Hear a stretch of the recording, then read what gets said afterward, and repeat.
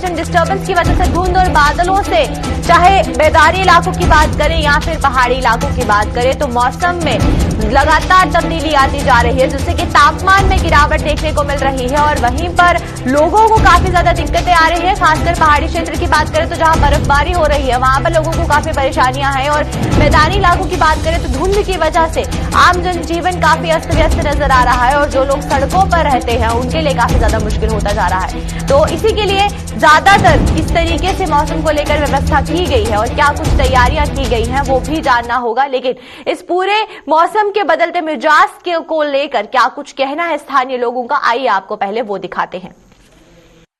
जहाँ देखो वहीं धुंध पड़ी हुई है, सारी जगह सर्दी है। अपने अपने घरों में रहे और बच्चों को खास करके छोटे बच्चे हैं जो उनको घर में ही रखें, क्योंकि सर्दी से बचाओगे बच्चों को, अपने आप को भी बचाव होगा। इसलिए आप अपने अपने घरों में रहे, फालतू बिना मतलब घर से बाहर ना निकले। तो जैसे कि आप देख सकते हैं यहाँ काफी ज्यादा धुंध छाई हुई है आज। तो एक तो सर्दी का मौसम है, ऊपर से जो कोरोना की महामारी चल रही है इस टाइम पे, तो हमें सबको इस टाइम पे प्रिकॉशन लेने चाहिए और हमें गर्म कपड़े जरूर पहनने चाहिए। आप जितना चाहे आप आपको ढक सकें, तो दैट कि आपको किसी भी कोरोना या किसी और बीमारी का सामना न करना पड़े। और मैं तो सभी से अपील करूंगा कि मेंटेन सोशल डिस्टेंसिंग और सैनिटाइजर का इस्तेमाल करें। एंड आई थिंक ऑल के लिए सर अभी तो बेस्ट टाइम उनके लिए एज ऑफ नाउ घर पे ही रहना ठीक रहेगा, घर के अंदर इंडोर्स। बाकी जो उनको फैसिलिटी चाहिए वो अपने रिश्तेदारों से या बच्चों से भी मंगवा सकते हैं।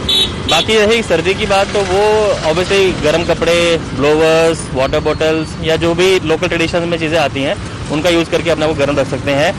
और वो हमारे बड़े बुजुर्ग हैं, हम चाहते हैं कि वो सही सलामत और तंदुरुस्त रहें।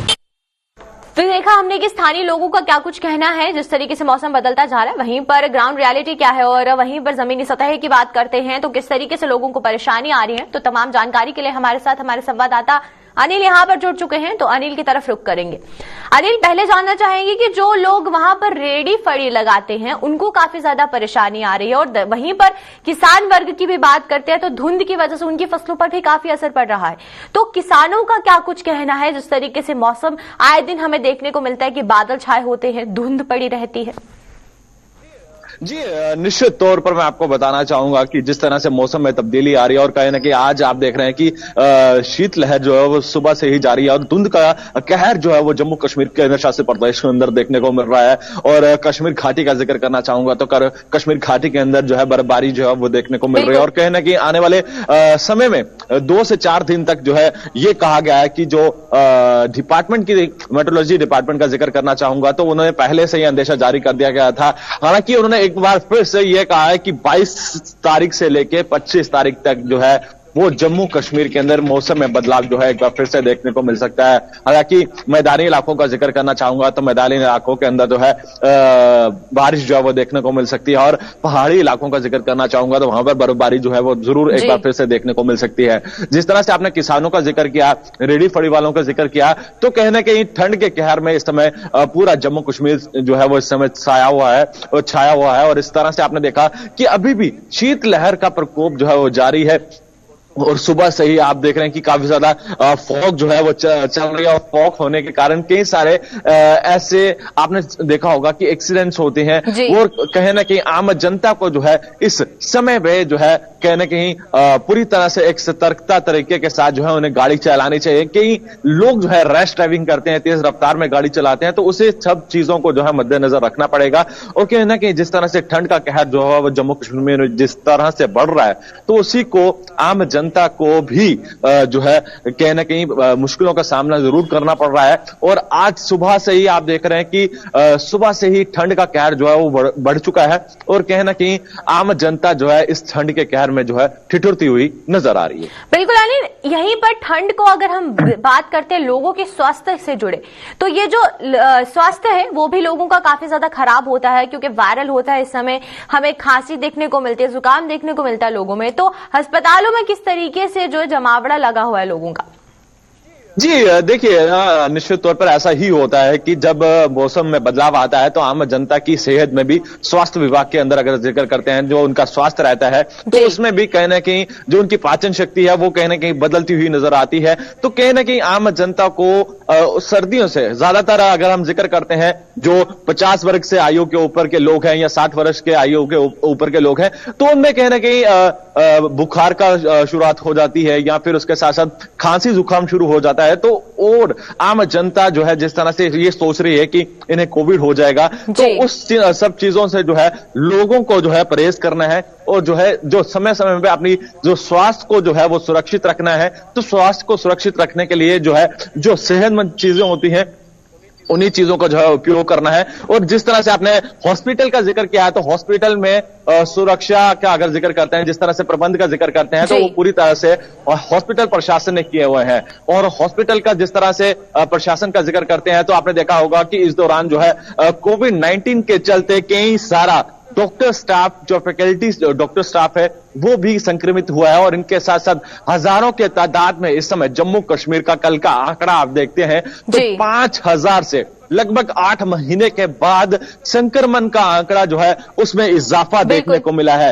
हालांकि कश्मीर का जिक्र करना चाहूंगा, फिर जम्मू का जिक्र करेंगे। कश्मीर घाटी में भी कल सबसे बड़ा श्रीनगर का जो श्रीनगर डिस्ट्रिक्ट है उसके अंदर सबसे बड़ा आंकड़ा जो है वो देखने को मिला है। और इसके साथ साथ कल जम्मू डिस्ट्रिक्ट का भी एक सबसे बड़ा रिकॉर्ड जो है वो दर्ज किया गया है।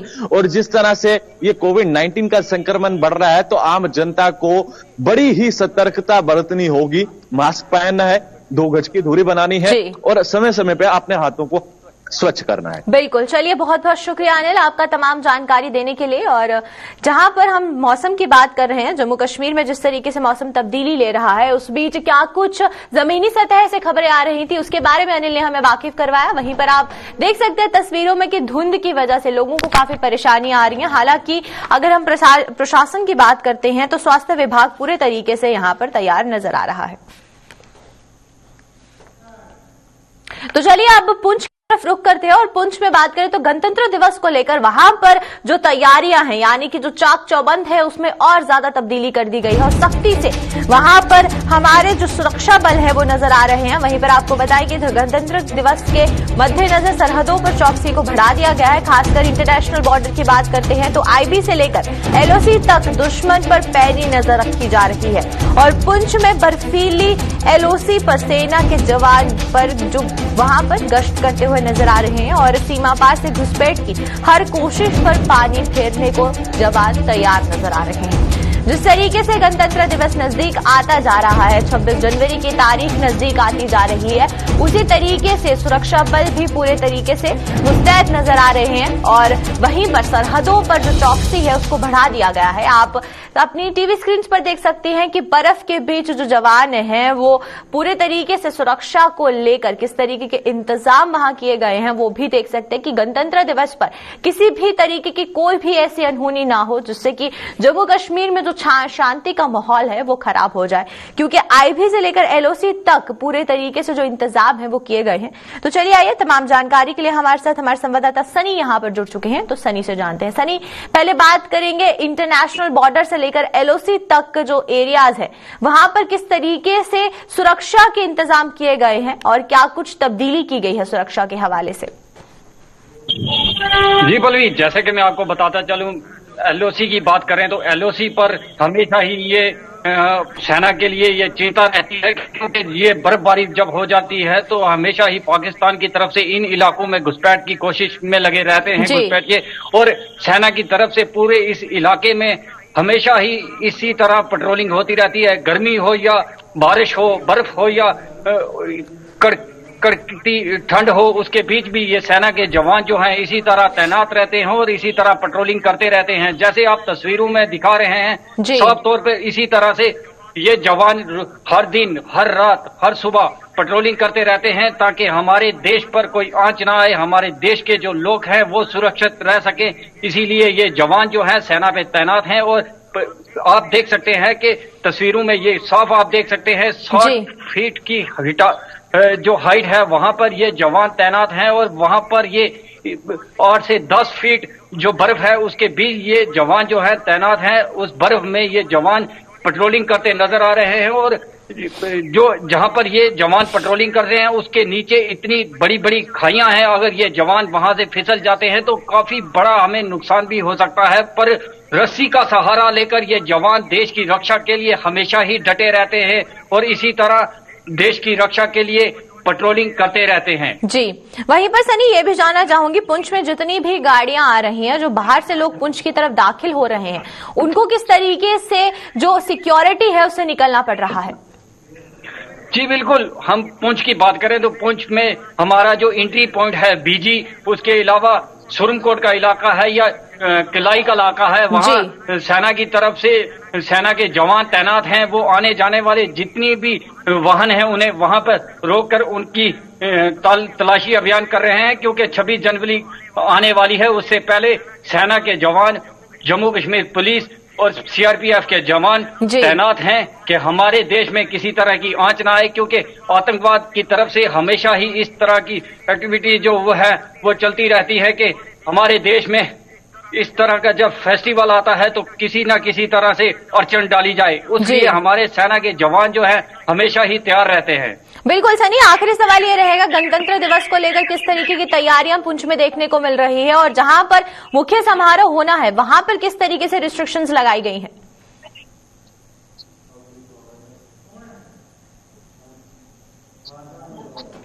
क्या सनी आप तक मेरी आवाज पहुंच रही है?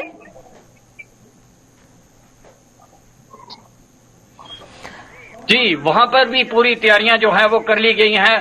पहले से ही उस जिस ग्राउंड में ये समारोह होना है उस ग्राउंड पे पूरी तैयारियां कर ली गई हैं और सिक्योरिटी के कड़े बंदोबस्त कर दिए गए हैं।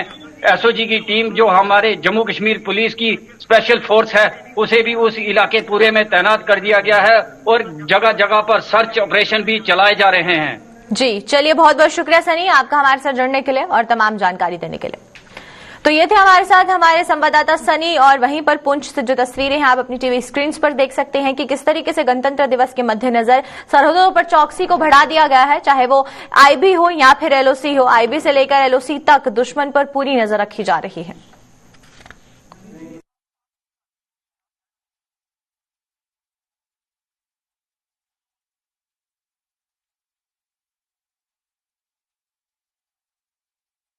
तो चलिए अब पुंछ के बाद सांबा की तरफ रुख करते हैं और सांबा की बात करते हैं यहां पर, जहां पर आधुनिक युग पर हर एक सुविधा हर एक जिले को दी जाती है। वहीं पर सांबा के नड़ इलाके की बात करेंगे तो नड़ ब्लॉक में अभी तक लोग विकास के लिए तरस रहे हैं। पुल की सुविधा को नड़ के तंथ और सराई गांव के लोग तरस रहे हैं और लोगों का ये कहना है कि सरकार ने आज तक उनको मूलभूत सुविधा नहीं दी।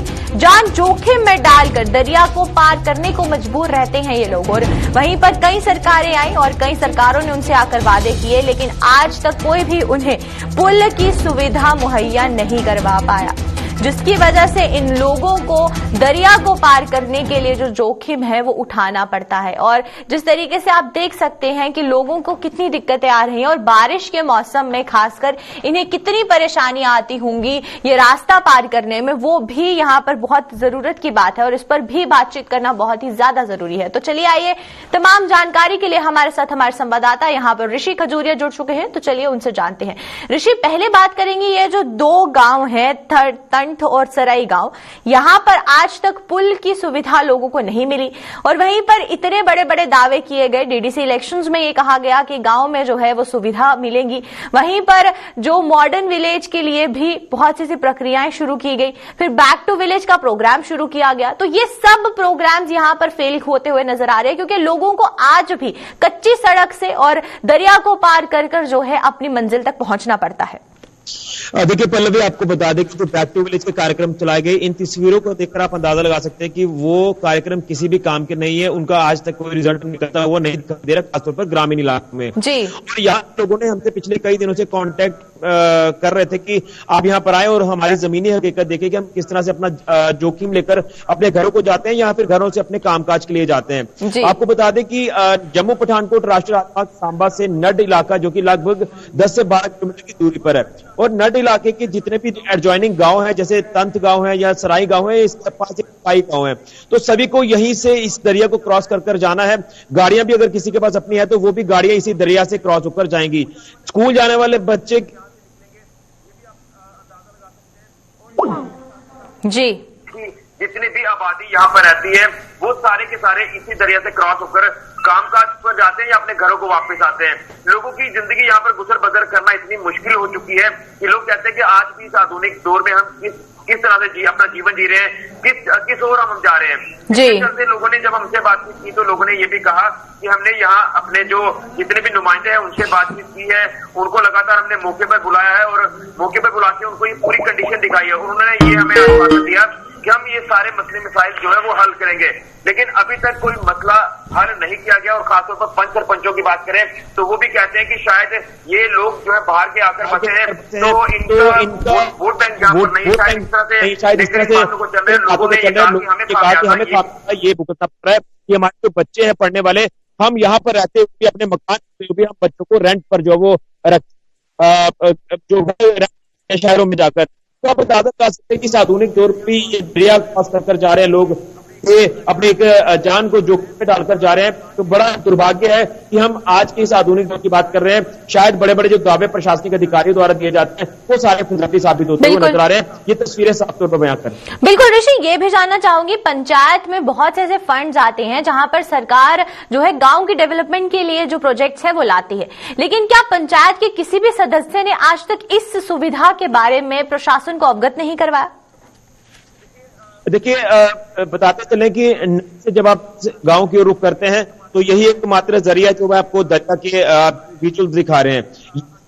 अंदरूनी रूट्स की अगर बात करें तो वो दरिया के बीचों बीच वो अंदरूनी रूट्स हैं। तो लोगों ने कहा कि जब तक हमें एक पर्टिकुलर रोड लिंक नहीं बन जाता जहां से ये लोग गुजरते हुए आपको दिखाई दे रहे हैं, यही एक किनारा है रोड का, यहां से लोग पैदल चलते हैं। और लोगों ने पंचायत के नुमाइंदों से जब कहा तो उन्होंने ये भी कहा कि बीच में काम जो है जॉइनिंग रूट का शुरू किया जाता है, लेकिन जब तक मेन रोड लिंक जो है वो शुरू नहीं किया जाएगा तब तक ये जो काम अंदरूनी रूट पर किया जा रहा है इसका कोई फायदा नहीं है। तो वॉल गिर जाती है, जब यहां पर वाटर लेवल बढ़ जाता है तो जो घरों पर लोग रहते हैं वो घरों पर आ जाते हैं, जो अपने कामकाज पर होते हैं वो अपने वहीं पर सीमित हो जाते हैं।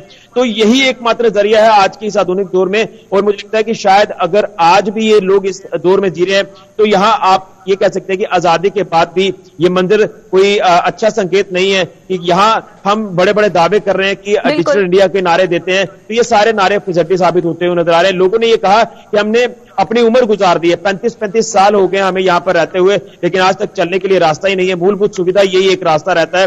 तो ये इन तस्वीरों को देखकर आप अंदाजा लगा सकते हैं कि सरकार क्या काम कर रही है या पिछली सरकारों ने क्या काम किया। लोग तो ये भी कहते हैं कि इस प्रेजेंट सरकार ने कुछ नहीं किया है, लेकिन उसी के साथ लोग ये भी काउंटर करते हैं कि 70 साल अगर पीछे चले जाएं तो जो पिछली सरकारें थी उन्होंने क्या किया है। तो ये कहीं ना कहीं सियासत का खेल जो है वो चलता रहता है और सियासत के खेल में जो लोग हैं वो लगातार पिसते हुए नजर आते हैं, जिनको विकास सिर्फ सपनों में दिखाई देता है, जमीनी हकीकत पर नहीं दिखाई देता। और ये तस्वीरें साफ तौर पर बयां कर रही हैं। बिल्कुल, चलिए बहुत बहुत शुक्रिया ऋषि आपका हमारे।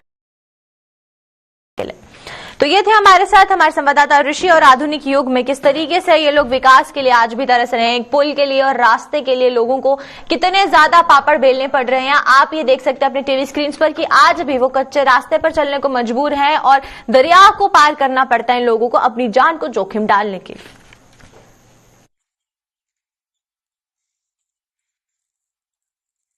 तो चलिए अब बात करते हैं कोरोना के बढ़ते मामलों को लेकर। जम्मू में कोरोना संक्रमितों की लगातार बढ़ रही संख्या के मद्देनजर स्वास्थ्य विभाग भी अपने संसाधनों में बढ़ोतरी कर रहा है। मौजूदा समय में टेस्टिंग पर ज्यादा जोर दिया जा रहा है। इसके चलते जम्मू के जीएमसी व इसकी सहयोगी अस्पतालों में टेस्टिंग काउंटर बढ़ा दिए गए हैं।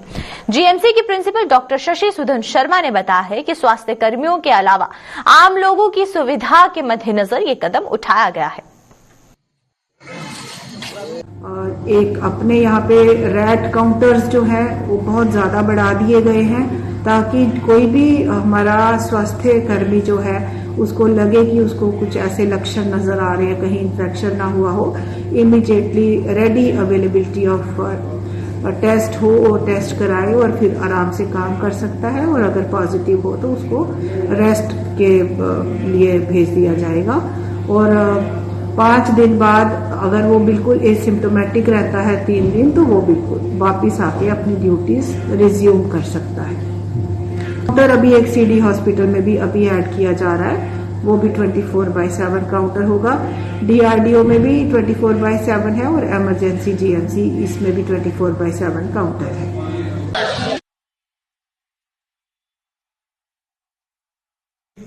जम्मू और इसके आसपास के इलाकों में कोरोना संक्रमण के बढ़ते मामलों के बाद प्रशासन सतर्क हो गया है। अगर ब्लॉक मड़ की बात करें तो यहां पर भी स्वास्थ्य विभाग द्वारा 4 अलग अलग टीमों का गठन किया गया, जो ब्लॉक के अलग अलग गांव में जा रही हैं और जाकर लोगों के टेस्ट कर रही हैं और इसके साथ साथ लोगों को कोरोना SOP का पालन करने के लिए भी कह रही हैं।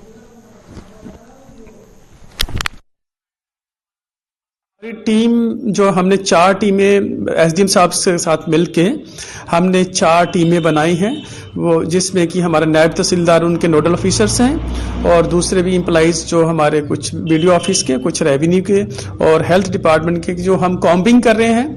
हम 4 स्पॉट्स में with the help of the teams हम उनका रैट टेस्टिंग कर रहे हैं और रैट टेस्टिंग में हमें देखा है कि अगर हमारे 100 में से 4-5 जो केसेस हैं पॉजिटिव आ ही रहे हैं ब्लॉक में। और इसके साथ साथ आप देखें तो मेरे कम से कम 10-12 एम्प्लॉइज जो मेरे भी रैट टेस्ट और ये RT-PCR पॉजिटिव आ गए हैं। तो अगर ये चीज देखा जाए, हाँ जो सिवियरिटी है जो है कि साइन सिम्टम इसमें माइल्ड है, बट हमें एक कलेक्टिव एफर्ट्स करना है। ये एडमिनिस्ट्रेशन को भी, चाहे वो हेल्थ एडमिनिस्ट्रेशन है, डिस्ट्रिक्ट एडमिनिस्ट्रेशन है या फिर जनरल पब्लिक है, ये सब हम सबकी रिस्पॉन्सिबिलिटी की हम ये कोविड एप्रोप्रिएट बिहेवियर को फॉलो करें और इस स्प्रेड को फास्ट होने में, चाहे कैजुअलिटीज में होने में या मॉर्बिडिटीज का होने में, उसको हम कंट्रोल कर पाएं। तो वहीं बात करें भद्रवाह की, तो भद्रवाह में भी कोरोना संक्रमण के बढ़ते मामलों को देखते हुए स्वास्थ्य विभाग ने कोरोना टेस्ट की रफ्तार में बढ़ोतरी की है। BMO भद्रवाह डॉक्टर शकील ने बताया है कि कोरोना संक्रमण की तीसरी लहर से निपटने के लिए उनका स्टाफ तैयार है और 24 घंटे उनका स्टाफ अपनी ड्यूटी को अंजाम दे रहे हैं। इसके साथ ही ब्लॉक में टेस्टिंग अभियान भी शुरू किया गया है। वहीं पर स्थानीय लोगों ने स्वास्थ्य विभाग के इस कदम की सराहना करते हुए विभाग का आभार जताया है।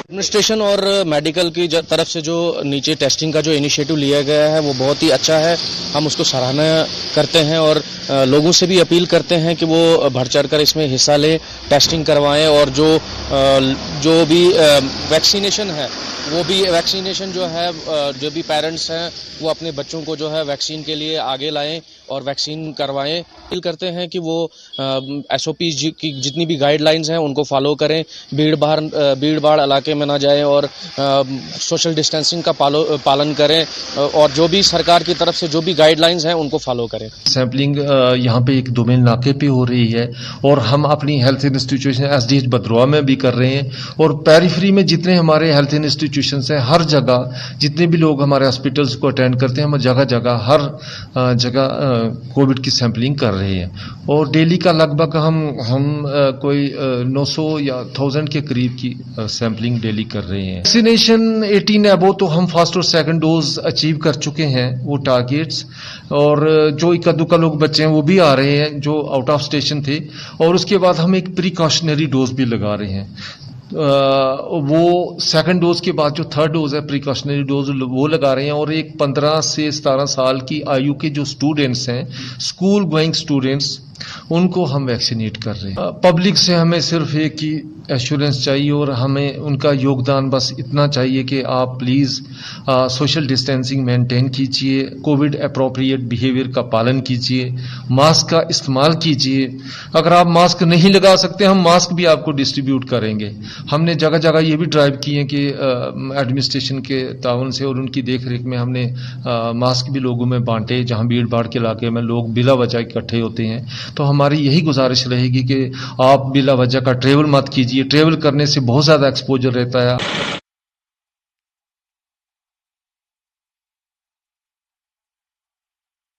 तो चलिए बात करते हैं बिशनाहा की। बिशनाहा में चोरों ने एक बार फिर पुलिस को खुली चुनौती दी है। बीती देर रात चोरों ने बिशनाहा के पल्ली मोड़ इलाके में एक साथ 2 दुकानों में सेंधमारी कर अपने इरादे जाहिर कर दिए। चोरों ने पल्ली मोड़ पर एक सैलून में सेंधमारी कर वहां से हजारों रुपए नगद उड़ा लिए। चोरों ने एक फोटोग्राफर की दुकान में भी सेंध लगाई, लेकिन वहां ज्यादा नुकसान न करते हुए वो वहां से मात्र 200-250 रुपए ही उड़ा पाए। गनीमत यह रही कि दुकान में रखे कैमरों पर चोरों ने हाथ साफ नहीं किया। वहीं पर पुलिस ने इस बाबत मामला दर्ज कर अपनी छानबीन शुरू कर दी है। 2 चोरी हुई हैं 2 दुकानों पे। हमारी एक बहुत बार्बर शॉप है यहाँ पे पल्ली मोड़ में ही, वहाँ पे अपना कैश और अपना DVR जो कैमरा रिकॉर्डिंग है वो उठा लिया गया हुआ, बाहर से ताला तोड़ा है। तो एक ये केक वाली शॉप है, यहाँ भी ऊपर कैमरा वाली शॉप थी, तो यहाँ भी इनका ताला तोड़ा और गले में से 200-250 रुपये निकाल के ले गए हैं। तो हम ये कहना चाहते हैं कि यहाँ पे जो चोरी हो रही है इसको जल्दी से जल्दी इसका इंजाम दिया जाए। तो कल आज हमारी दुकानों पे चोरी हो रही है, कल को किसी और की दुकानों पे हो रही है, पुलिस को इस चीज के बारे में देखना चाहिए। नुकसान सर मेरा कोई आप करीब कुछ 16-17 हज़ार रुपये का नुकसान जो है वो हुआ है पूरा, और इनका भी निकला है, कैश निकला है थोड़ा बहुत, चलो ये तो बच गया है यहाँ पे। तो मुझे भाई ने फोन किया था कि आपकी दुकान का ताला टूटा है, तो मैं आया, जब मैंने देखा तो गले बिखरे पड़े थे, तो ज्यादा तो कोई नुकसान हुआ नहीं है, बस 200-250 रुपया था जो गले में, वही लेकर गए हैं। तो मालिक का शुक्रगुजार हूँ कि कुछ भी नहीं गया, कैमरे मेरे सेफ हैं, बहुत बहुत धन्यवाद है भगवान का।